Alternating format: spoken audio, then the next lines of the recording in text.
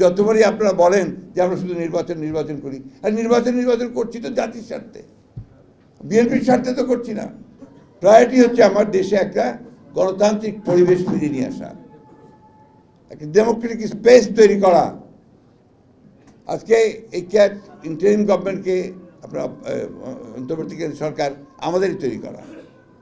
আমরা সমর্থন দিয়েছি, ছাত্ররা হচ্ছে ডক্টর ইউনূসকে দিয়েছে, আমরা সবাই খুশি হয়েছি, তাই না? যে একদম সম্পূর্ণ নিরপেক্ষ যোগ্য মানুষকে দেওয়া হয়েছে। তো একটা জিনিস আমাদের স্বীকার করতে হবে, এদের কারোরই কিন্তু আপনার রাজনৈতিক কোনো অভিজ্ঞতা নেই, তাই না? তারা নিজেদের ক্ষেত্রে তারা কাজ করেছেন, অত্যন্ত যোগ্য মানুষ, কিন্তু রাজনীতির তো একটা আলাদা ব্যাপার আছে, ইটস এ সায়েন্স। এই জন্য তো বলা হয় পলিটিক্যাল সায়েন্স।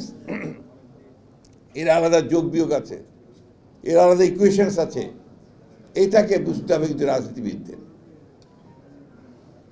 এটা রাজনীতিবিদদের। এবং সেই জন্যই আমরা রাজনীতিবিদরা বলছি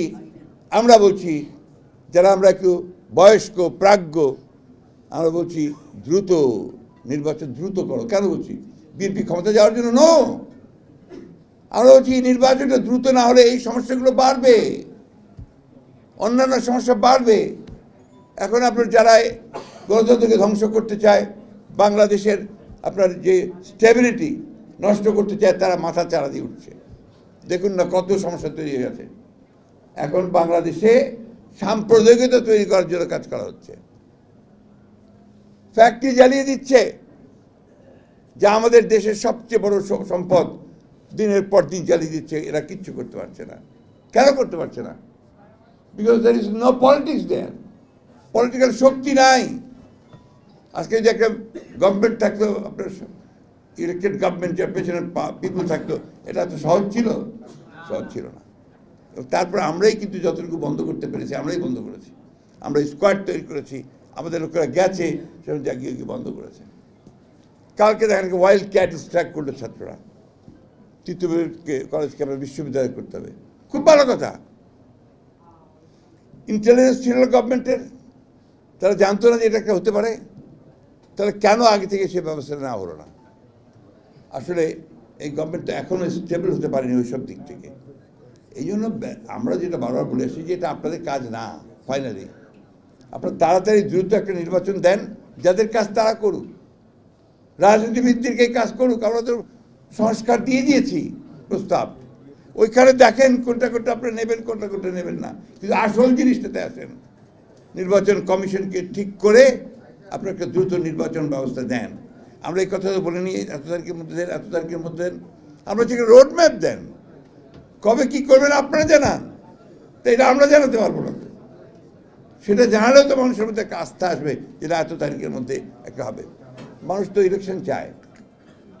কালকে আপনার এই ছেলেদের ব্লকেটের ফলে তারপরে আপনাদের টেলিভিশনগুলোতে, আমি রাত্রিবেলা অনেক রাত্রে টেলিভিশন দেখছি যে বিভিন্ন জায়গায় যে কথাবার্তাগুলো সাধারণ মানুষ বলছে, এই কথাবার্তাগুলো গণতন্ত্রের জন্য ভালো নয়। তারা বলছে আমার জিনিসের দাম বেড়েছে, আমি রিক্সা চালাতে পারিনি আজকে সারাদিন, আমি আজকে গাড়ি নিয়ে 4 ঘন্টা ধরে রাস্তায় আটকে আছি, আমার মাল সব গাড়িতে পড়ে আছে, এটা পচে যাবে, নষ্ট হয়ে যাবে। এর জন্য কি আমরা এই আন্দোলন করছিলাম? কথাগুলো এভাবে আসছে। এই কথাগুলো আসছে কি সাংবাদিক ভাইরা কি আমার সঙ্গে একমত হবেন? এই কথাগুলো আসতে শুরু করেছে, this is not a good sign. আর আমাদের যারা শত্রু, এই ফ্যাসিবাদীর যারা আপনার মিত্র, তারা তো এই সুযোগগুলোই নেবে, সে নেওয়া শুরু করেছে। কথা নাই বার্তা নাই, ঠিক এই সময় আপনার সমস্ত দাবি চলে আসছে। এতদিন যে ফ্যাসিস্ট ওদেরকে পিষলো, পায়ের নিচে রেখে দিল, তখন কেউ কথা বললো না। ওরা জিজ্ঞেস করে বলে তখন কথা বলার সুযোগ ছিল না, এখন তো সুযোগ পেয়েছি, এখন বলছি। এটা থেকে পরিত্রাণের একমাত্র উপায়, জাতিকে রক্ষা করার একমাত্র উপায়, শহীদ জিয়াকে অনুসরণ করে, সকলের সঙ্গে আলোচনা করে অতি দ্রুত নির্বাচনের ব্যবস্থা করুন। যতবারই আপনারা বলেন যে আমরা শুধু নির্বাচন করি, আর নির্বাচন করছি তো জাতির স্বার্থে, বিএনপির স্বার্থে তো করছি না। আর সংস্কারের প্রস্তাব তো আমরা দিয়েছি, ওটা দেখেন কোনটা নেবেন, কোনটা নেবেন না। অন্যান্য দলগুলো দিয়েছে, আমরা যে ৬২টা দল একসাথে আমরা এটা দিয়েছি ৩১ দফা।